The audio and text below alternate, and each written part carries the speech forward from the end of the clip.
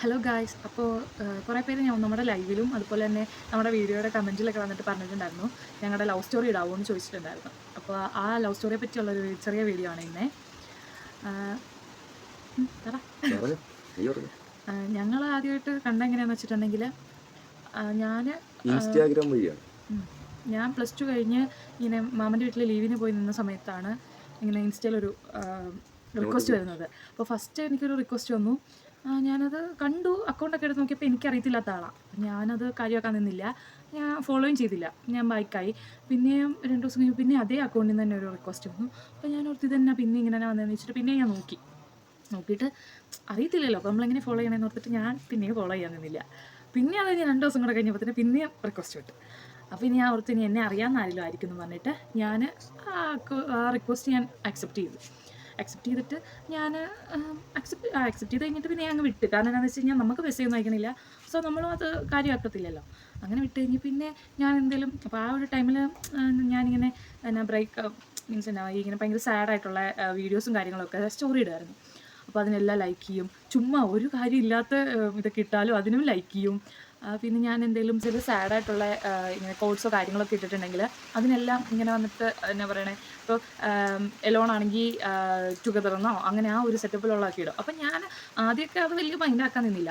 പിന്നെ ആയപ്പോഴത്തേക്കും ആ കോട്ട് മാത്രം ഞാനിടുന്ന കോട്ടിൻ്റെ അടുത്തൊന്ന് നടക്കും. അപ്പോൾ കുറേ പ്രാവശ്യം ആയപ്പോഴത്തേക്കും ഞാൻ എന്താണെന്നറിയാൻ വേണ്ടിയിട്ട് ഇങ്ങനെ ചേച്ചീനെ കൊണ്ട് കാണിച്ചപ്പോഴത്തേക്കും ചേച്ചി പറഞ്ഞു അത് ചുമ്മാ ഇടുന്നതായിരിക്കും കൂടി നിനക്ക് തോന്നുന്നതായിരിക്കും എന്നൊക്കെ പറഞ്ഞു. അങ്ങനെ ഇരിക്കുക ഒരു ദിവസം ഒരു രാത്രി ഒരു 7:30-8 മണിക്ക് ആയപ്പോഴത്തേക്കും എൻ്റെ ഒരു മെസ്സേജ് വന്നു, ഹലോ എന്ന് പറഞ്ഞിട്ടൊരു മെസ്സേജ് വന്നു. അപ്പോൾ ഞാൻ ഓർത്ത് ആരാ നമുക്കറിയില്ലല്ലോ. അപ്പോൾ ഞാനിങ്ങനെ അറിയത്തില്ലാത്തതുകൊണ്ട് അത് ഞാൻ കാര്യമാക്കാൻ നിന്നില്ല. പിന്നെ ഹായ് എന്ന് പറഞ്ഞിട്ടൊരു മെസ്സേജ് വന്നു. അപ്പം ഞാൻ ഓർത്തു എന്നെ അറിയാവുന്ന ആരില്ലായിരിക്കും എന്ന് പറഞ്ഞിട്ട് അതും എൻ്റെ സ്റ്റോറിയുടെ അടിയിലായിട്ടായി ഹലോ ഹായ് ഒക്കെ വരുന്നത്. അപ്പോൾ ഞാൻ തിരിച്ച് ഹലോ പറഞ്ഞു. അപ്പോഴത്തേക്ക് എന്നോട് ചോദിച്ചു എന്താണോ താനിങ്ങനെ സാഡായിട്ടുള്ള സ്റ്റോറീസൊക്കെ ഇടുന്നതെന്ന് ചോദിച്ചു. എന്നാ പറ്റി എന്നെ കുറച്ച് ദിവസമായാലും സാഡായിട്ട് എന്നാ പറ്റിയെന്ന് ഞാൻ ചോദിച്ചു. അങ്ങനെയാണ് മെസ്സേജ് ഞങ്ങൾ സ്റ്റാർട്ട് ചെയ്യുന്നത് തന്നെ. അത് കഴിഞ്ഞപ്പോഴത്തേക്കും എന്നോടിങ്ങനെ ചോദിച്ചത് എനിക്ക് പറയാൻ ബുദ്ധിമുട്ടൊന്നും ഇല്ലെങ്കിൽ താൻ ഷെയർ ചെയ്തോ എന്ന് പറഞ്ഞു. അപ്പം ഞാനിങ്ങനെ കാര്യം പറഞ്ഞു, എനിക്കിങ്ങനെ ഒരു പ്രശ്നം ഇതുണ്ട് അതുകൊണ്ടാണെന്ന് പറഞ്ഞിട്ട് ഞാനിങ്ങനെ ഓപ്പണായിട്ട് ഷെയർ ചെയ്ത് കഴിഞ്ഞപ്പോഴത്തേക്ക് എന്നോട് പറഞ്ഞു താൻ ഇതൊക്കെ ആലോചിച്ചിട്ട് എന്തിനാ സങ്കടപ്പെടുന്നേ, അത് തനിക്ക് എന്തെങ്കിലും ഒരു ഇതുണ്ടെങ്കിൽ അത് ഓക്കെ ആയിക്കോളും എന്നൊക്കെ പറഞ്ഞിട്ട് ഭയങ്കരമായിട്ട് കെയർ ചെയ്ത് സംസാരിച്ച്. അപ്പോൾ ഞാനും ഓക്കെ നമ്മൾ എൻ്റെ ഒരു ഫ്രണ്ടായിട്ട് ആണല്ലോ എന്നോർത്തിട്ട് ഞങ്ങൾ രണ്ടുപേരും ആ ഒരു രീതിയിൽ തന്നെ സംസാരിച്ച്. പിന്നെ കുറേ നേരം കഴിഞ്ഞപ്പോഴത്തേക്കും എന്നോട് പറഞ്ഞു ഞാൻ നിന്നെപ്പറ്റി കുറച്ച് കാര്യങ്ങളൊക്കെ ഗസ് ചെയ്യട്ടെ എന്ന് ചോദിച്ചു. അപ്പം നീ അതൊക്കെ വിട്, നീ ഇപ്പം സെഡ് അടിച്ചിരിക്കുന്ന കാര്യങ്ങളൊക്കെ വിട്, ഞാൻ നിന്നെപ്പറ്റി കുറച്ച് കാര്യങ്ങൾ ഗസ് ചെയ്യാം, നീ അത് പറ, ഓക്കെ യെസ് ആണെങ്കിൽ യെസ് പറ, അല്ലെങ്കിൽ നോ ആണെങ്കിൽ നോ പറയാമെന്ന് പറഞ്ഞു. ഞാൻ പറഞ്ഞാൽ ഓക്കെ ഞാൻ പറയാമെന്ന് പറഞ്ഞു. അങ്ങനെ ഇച്ചാനിങ്ങനെ ചോദിച്ച് നിനക്ക് ഇഷ്ടപ്പെട്ട കളർ ബ്ലാക്ക് അല്ലേ എന്ന് ചോദിച്ചു. ഞാൻ പറഞ്ഞാൽ അതെ എന്ന് പറഞ്ഞു. എനിക്കറിയാം എന്ന് പറഞ്ഞു. അത് കഴിഞ്ഞപ്പോഴത്തേക്കും എന്നോട് ചോദിച്ച് നിനക്ക് ഇഷ്ടപ്പെട്ട ഫുഡ് ബിരിയാണി അല്ലേ എന്ന് ചോദിച്ചു. അപ്പോൾ ഞാൻ പറഞ്ഞാൽ അതെ എനിക്ക് ബിരിയാണിയാണ് ഇഷ്ടം എന്ന് പറഞ്ഞു. അങ്ങനെ കുറേ കാര്യങ്ങളൊക്കെ ഇങ്ങനെ സംസാരിച്ച് പിന്നെ എന്നോട് കൂടുതൽ എല്ലാവർക്കും ബിരിയാണി ആണല്ലോ ഇഷ്ടം, അതുകൊണ്ട് ഞാൻ അങ്ങനെ എടുത്തിട്ട് ബിരിയാണി ആണല്ലോ ഇഷ്ടം, അതെ ബിരിയാണി ഇഷ്ടം. ശരി, ബ്ലാക്ക് അല്ലേ ഇഷ്ടപ്പെട്ട കളർ, അതെ ബ്ലാക്ക് ആണ്. ഞാൻ പറഞ്ഞു എനിക്കും ബ്ലാക്ക് ഇഷ്ടപ്പെട്ട കളർ എന്ന് പറഞ്ഞു. അത് കഴിഞ്ഞപ്പോഴത്തേക്കും പിന്നെ ഞങ്ങൾ ക്യാഷ്വലായിട്ട് സംസാരിച്ചു, വീട്ടിലാരൊക്കെയാണെന്ന് ചോദിച്ചു, എൻ്റെ വീട്ടിലെ കാര്യങ്ങളൊക്കെ പറഞ്ഞു. അങ്ങനെ ഞങ്ങൾ കുറച്ച് കമ്പനിയായേ. അത് കഴിഞ്ഞപ്പോൾ പിന്നെ ഞാൻ മെസ്സേജ് അയച്ചില്ല, ഞാനങ്ങ് പോയി. ഞാനിങ്ങനെ പോയിട്ട് പിന്നെ വരാമെന്ന് പറഞ്ഞിട്ട് ഞാനങ്ങ് പോയപ്പോഴത്തേക്കും ഇച്ചാൽ ഹലോ ഹായ് പൂവി എന്ന് പറഞ്ഞിട്ട് കുറേ മെസ്സേജ് അയച്ചു. ഞാൻ പോയല്ലോ, 2-3 മാത്രം എന്നാൽ 2-3 അത്ര അയച്ച്. അപ്പോഴത്തേക്കും ഞാൻ മെസ്സേജ് ഇങ്ങനെ അയച്ചിട്ടുണ്ടല്ലോ, മെസ്സേജ് അയച്ച് കഴിഞ്ഞപ്പോഴത്തേക്കും ഞാൻ വന്നിട്ട് ഹലോ പറഞ്ഞോളാൻ പറഞ്ഞു. അപ്പോഴത്തേക്ക് എന്നോട് പറഞ്ഞു എടി ഞാനൊരു കാര്യം പറയട്ടെ എന്ന് ചോദിച്ചു. അപ്പോൾ ഞാൻ പറഞ്ഞാൽ പറഞ്ഞോളാൻ പറഞ്ഞു. അപ്പോഴത്തേക്ക് എന്നോട് പറഞ്ഞു എടി എൻ്റെ ഒരു ഫ്രണ്ടിനെ നിന്നെ ഭയങ്കര ഇഷ്ടമാണെന്ന് പറഞ്ഞു.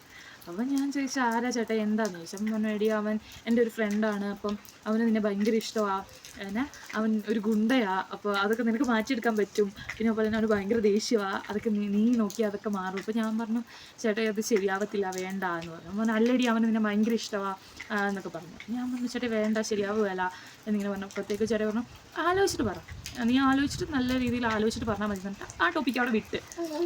പിന്നെ ഇനിയും കുറേ കാര്യങ്ങളൊക്കെ ഇങ്ങനെ നമ്മൾ നോർമലായിട്ട് സംസാരിച്ച് കുറേ കഴിഞ്ഞപ്പോഴത്തേന് എടി ഞാൻ വീണ്ടും ഒരു കാര്യം പറയട്ടെ എന്ന് ചോദിച്ചു. എന്നാന്ന് ചോദിച്ചു. അപ്പം ഒന്ന് എടി മറ്റേ അവൻ്റെ കാര്യം പറഞ്ഞില്ലേ അത് ഞാനാന്ന് പറഞ്ഞു. അപ്പോൾ ഞാൻ പറഞ്ഞു എനിക്ക് അല്ല ഞാനിങ്ങനെ വെച്ച്. അപ്പോഴത്തേക്കും എന്നെ ഇച്ചാനിങ്ങനെ പറഞ്ഞ് എടി എനിക്ക് നിന്നെ ഞാൻ ഭയങ്കര ഇഷ്ടമാണ്, ഞാൻ നിന്നെ കണ്ടിട്ടുണ്ട്. അപ്പോൾ എനിക്ക് സ്കൂട്ടിയൊക്കെ ഉണ്ട്, ഞാൻ സ്കൂട്ടിയൊക്കെ ഓടിക്കും. എനിക്ക് വേണ്ടി എടുത്താ അന്നത്തേക്ക് ഞാനത് ഓടിക്കും. അപ്പോൾ എന്നെ തൂക്കുപാലത്ത് വെച്ച് കണ്ടിട്ടുണ്ട്. തൂക്കുപാലത്ത് നിന്ന് ഞാനും എൻ്റെ ഒരു ഫ്രണ്ടും കൂടെ പോരാൻ നേരം ഇച്ചായ ബൈക്കിൽ വണ്ടിക്ക് വരുമായിരുന്നു. അപ്പോൾ ഞാൻ കട്ട് ചെയ്ത് കയറിപ്പോയി. അപ്പോൾ അതൊക്കെ ഇച്ചായ കണ്ടെന്നാണ് എന്നോട് പറഞ്ഞത്. അങ്ങനെ അന്ന് തൊട്ട് എനിക്ക് നിന്നെ ഭയങ്കര ഇഷ്ടമാണ്, എനിക്ക് നിന്നെ പിന്നെ എൻ്റെ സ്കൂളിൻ്റെ അവിടെ വന്നിട്ടുണ്ട്, അന്നേരം കണ്ടിട്ടുണ്ട് എന്നൊക്കെ പറഞ്ഞ്. അപ്പോൾ ഞാൻ ചേട്ടാ വേണ്ട ശരിയാവില്ല എന്നൊക്കെ പറഞ്ഞിട്ട് ഞാൻ ഇറങ്ങിപ്പോയിട്ട് പിന്നെ കുറച്ച് നേരം കഴിഞ്ഞപ്പോഴത്തേക്ക് ഞാൻ വന്ന് മെസ്സേജ് അയച്ച്, അങ്ങനെ കുറേ മെസ്സേജ് അയച്ച്. ഇത് ഇടയ്ക്കിടയ്ക്ക് ഇങ്ങനെ കട്ടായി പോവാണേ, അതുകൊണ്ടാണ് ഇങ്ങനെ ഇടയ്ക്കിടയ്ക്ക് ഇങ്ങനെ ഓരോരോ വീഡിയോസായിട്ട് ഇങ്ങനെ കയറ്റി ഇതാക്കുന്നത്. കാരണം എന്താണെന്ന് വെച്ചാൽ 2 മിനിറ്റൊക്കെ ആകുമ്പോഴത്തേക്ക് തന്നെ കട്ടായി പോവാ വീഡിയോ. അപ്പോൾ ഇങ്ങനെ ഇച്ചിരി മെസ്സേജ് അയച്ച് പിന്നെ ഞങ്ങൾ സെറ്റായി, മെസ്സേജ് അയച്ച് അങ്ങ് സെറ്റായി. മെസ്സേജ് അയച്ചു ഇഷ്ടമെന്ന് പറഞ്ഞു. ഇപ്പോൾ ഇവളൊരു 1/2 മണിക്കൂർ കഴിഞ്ഞ് വന്ന് പറഞ്ഞു എനിക്ക് ഇഷ്ടമായി ചേട്ടാ എന്ന് പറഞ്ഞു. ശരി, ഞങ്ങൾ അങ്ങനെയാണ് റിലേഷൻ തുടങ്ങുന്നത്. അപ്പോഴത്തേക്ക് എന്നെ വിളിച്ചിട്ട് പറഞ്ഞു, എന്നെ എനിക്ക് മെസ്സേജ് അയച്ചിട്ട് പറഞ്ഞു എനിക്കൊന്ന് സംസാരിക്കണം, വിളിക്കാമോ എന്ന് ചോദിച്ചു. അപ്പോൾ ഒരു 1 മണി 1:30 ആയി. അപ്പോൾ ഞാൻ എനിക്ക് മെസ്സേജ് അയച്ചപ്പോഴത്തേക്ക് ഞാൻ നമ്പറിലേക്ക് വിളിച്ചിട്ട് സംസാരിച്ചു. അങ്ങനെ ഒരു 2-2:30 വരെയൊക്കെ സംസാരിച്ചിട്ട് കിടന്ന്. പിറ്റേ ദിവസം രാവിലെ 6 മണിയപ്പോൾ എനിക്ക് കോള് വന്നപ്പോഴത്തേക്ക് ഞാൻ ഒത്തി തന്നെയാണെന്ന് പറഞ്ഞിട്ട് കുറേ പ്രാവശ്യം വിളിച്ച് നീ എഴുന്നേറ്റില്ലേന്ന് ചോദിച്ചു. ഞാൻ പറഞ്ഞു ഇല്ല ഞാൻ ഉറങ്ങുക. അത് പറഞ്ഞു ശരി നീ എണീറ്റിട്ട് വിളിക്കാൻ പറഞ്ഞിട്ട് പിന്നെ 7:30 വിളിച്ച്. അന്നേരം എന്നോട് ചോദിച്ചു നീ ഇപ്പോഴും എണീറ്റില്ലേന്ന് ചോദിച്ചു. ഞാൻ പറഞ്ഞു ഇല്ല എണീറ്റില്ലെന്ന് പറഞ്ഞു. പെണ്ണുങ്ങളെ 10 മണി 11 മണി ഞാൻ വെയിലടിക്കുമ്പോഴത്തേക്ക് പോകുള്ളൂ. അല്ല 2:30 വരെ സംസാരിച്ചിട്ട് കിടക്കുന്നതല്ലേ നമ്മളപ്പം. പിന്നെ അത് കഴിഞ്ഞപ്പോഴത്തേക്ക് ഞാൻ അടുത്ത് സംസാരിച്ച് പിന്നെ ഞങ്ങളങ്ങനെ മുന്നോട്ട് കുറേ അങ്ങ് പോയി. പിന്നെ ഞങ്ങൾ ഇടയ്ക്കൊക്കെ അത് ഞങ്ങൾ കണ്ടിട്ടില്ലല്ലോ, നേരിട്ട് ഞങ്ങൾ കണ്ടിട്ടില്ല. അപ്പോൾ ഇൻസ്റ്റ വഴിയുള്ള പ്രണയം മാത്രമായിരുന്നു.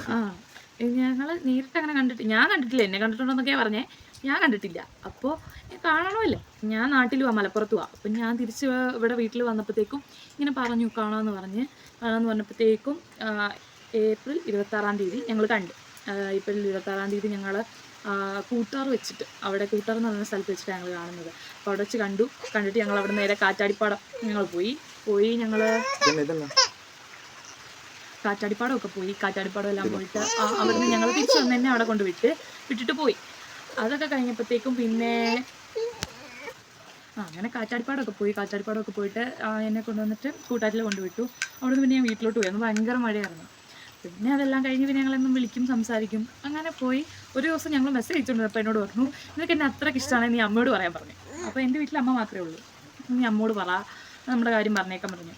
അപ്പോൾ ഞാൻ പറഞ്ഞു പറഞ്ഞേക്കാമെന്ന് പറഞ്ഞിട്ട് വൈകിട്ട് അമ്മ വീട്ടിൽ വന്നപ്പോഴത്തേക്ക് ഞാൻ ഇങ്ങനെ ഇരുന്നിട്ട് ഞാൻ പറഞ്ഞു അമ്മ ഞാൻ ഒരു കാര്യം പറയട്ടെ, എനിക്കിങ്ങനെ ഒരാളെ ഇഷ്ടമാണ് എന്നിങ്ങനെ പറഞ്ഞു. അപ്പോൾ അമ്മ എന്നോട് ചോദിച്ചു നീ എന്നീ പറയുന്നതെന്ന് ചോദിച്ചപ്പോൾ ഞാൻ പറഞ്ഞു എനിക്കൊരാളെ ഇഷ്ടമാണ്, ഇന്ന സ്ഥലത്താണ് താമസിക്കുന്നത് എന്നൊക്കെ പറഞ്ഞ്. അപ്പോൾ അമ്മ പറഞ്ഞു നമ്പർ തരാൻ പറഞ്ഞു. അപ്പോൾ ഞാൻ ഇച്ചാനെ നമ്പർ കൊടുത്ത് പിന്നെ ഇച്ചാനെ വിളിച്ച് സംസാരിച്ചു. ഞാൻ പറഞ്ഞു വിളിച്ചിട്ട് ചോദിച്ചു ആൽബിനല്ലേ? ആൽബിനാന്ന് തോന്നുന്നു. ഞാൻ വിനീതയുടെ അമ്മയാണ്, നിങ്ങൾ ഇഷ്ടത്തിലാണ് നമ്മൾ പറഞ്ഞു. ഞാൻ പറഞ്ഞാൽ ഇഷ്ടത്തിലാണ് അമ്മ, ഇപ്പോൾ 2-3 ദിവസം ആയതേ ഉള്ളെന്നൊക്കെ പറഞ്ഞു. നിങ്ങൾ നിർത്തണം, നിങ്ങൾ പിന്നെ ഇപ്പോഴത്തെ പ്രായമാണ്, അവൾ ശരിയാകത്തില്ല, നിർത്ത് ഒക്കെ 2 വർഷം 3 വർഷം കഴിഞ്ഞ് പഠിത്തം എല്ലാം കഴിഞ്ഞ് ആലോചിച്ച് കെട്ടിച്ച് തരാമെന്ന് പറഞ്ഞു. ശരി, ഇങ്ങനെ ഇരുന്ന് ഞങ്ങൾ ഇതേ റിലേഷൻ തന്നെ ഞങ്ങൾ ഡ്രോപ്പ് ചെയ്യാതെ നേരെ മുന്നോട്ട് തന്നെ പോയി. കുറച്ച് ആൾ കഴിഞ്ഞപ്പോഴത്തേക്ക് ഇവളുടെ വീട്ടിൽ ചെറിയൊരു ഇഷ്യൂ ആയി. ഇവൾ ബാംഗ്ലൂർക്ക് പഠിപ്പിക്കാൻ വിടുന്ന ഒരു സീനിൽ ചെറിയൊരു കല്യാണാലോചനയൊക്കെ ആയിട്ട് ഇങ്ങനെ സംസാരം വന്നു. അത് കഴിഞ്ഞപ്പോഴത്തേക്കുമാണ് ഞങ്ങൾ 6-7 മാസം അല്ലേ 6-7 മാസം എല്ലാം കഴിഞ്ഞപ്പോഴത്തേക്കും നേരെ ഒറ്റ ചാട്ടം ചാടിയത്. പിന്നെ അതിൻ്റെ ഇടയ്ക്ക് എന്നെ സെപ്റ്റംബർ 12 ആയപ്പോഴത്തേക്കും നൈസായിട്ട് ബ്രേക്ക് ചെയ്യാൻ നോക്കി. വേറൊന്നുമില്ല, കാരണം എനിക്ക് ഒരു ആക്സിഡന്റ് ഉണ്ടായിട്ട് കണ്ണ് പകുതി പോയായിരുന്നു. അതിൻ്റെ ഒരു ഇതുകൊണ്ട് ഞാൻ പറഞ്ഞാൽ നമുക്ക് നമ്മുടെ റിലേഷൻ ബ്രേക്ക് ചെയ്യാം. എനിക്ക് ആക്സിഡന്റ് ആയിട്ട് ഇങ്ങനെ സീനായിട്ട് നിൽക്കുക, ബ്രേക്ക് ചെയ്യാന്ന് പറഞ്ഞാൽ വേറൊന്നുമില്ല, അതുകൊണ്ടായിരുന്നു ആ കാരണം അതായിരുന്നു. അപ്പോൾ എന്നോട് പറഞ്ഞു നമുക്ക് നിർത്താം, ശരിയാവില്ല എന്നൊക്കെ പറഞ്ഞു. അപ്പം ഞാൻ പറഞ്ഞു ഇല്ല എനിക്ക് കുഴപ്പമൊന്നുമില്ല എന്ന് പറഞ്ഞു എടി എനിക്കിങ്ങനെ ആക്സിഡൻ്റ് ആയില്ലേ, എന്നെ കാണാൻ കൊള്ളില്ല, അപ്പോൾ നീ എന്നെ വേണ്ടെന്ന് വെച്ചേക്കടി എന്ന് പറഞ്ഞിട്ട് എന്നെ ബ്ലോക്ക് ചെയ്തിട്ട് അങ്ങ് പോയി. എനിക്കാണെങ്കിൽ പറ്റില്ല, എനിക്ക് ഭയങ്കര ഇഷ്ടമാണല്ലോ. അപ്പോൾ ഞാൻ വിളിക്കാൻ നോക്കിയിട്ടൊക്കെ എന്നെ ബ്ലോക്ക് ചെയ്തിട്ടേക്കുവാ. ഇവരുടെ വീട്ടിലോട്ടൊക്കെ ഇങ്ങനെയാണ് വിളിച്ച് ചോദിക്കുന്നത്. അപ്പം ഞാനും അതൊന്നും കാര്യമാക്കാണ്ട് ഞാൻ അങ്ങനെ കുറേ ദിവസം നിന്നിട്ട് ഞാൻ പിന്നെ ഇച്ചാനെ കോണ്ടാക്ട് ചെയ്യാൻ നോക്കിയിട്ടൊന്നും പറ്റണില്ല. അങ്ങനെ സെപ്റ്റംബർ 23-ാം തീയതി ആയിരുന്നു എൻ്റെ ബർത്ത്ഡേ. അപ്പോൾ ബർത്ത്ഡേ കഴിഞ്ഞു. അതിൻ്റെ പിറ്റേ ദിവസം വീട്ടിൽ ഭയങ്കര സീന്.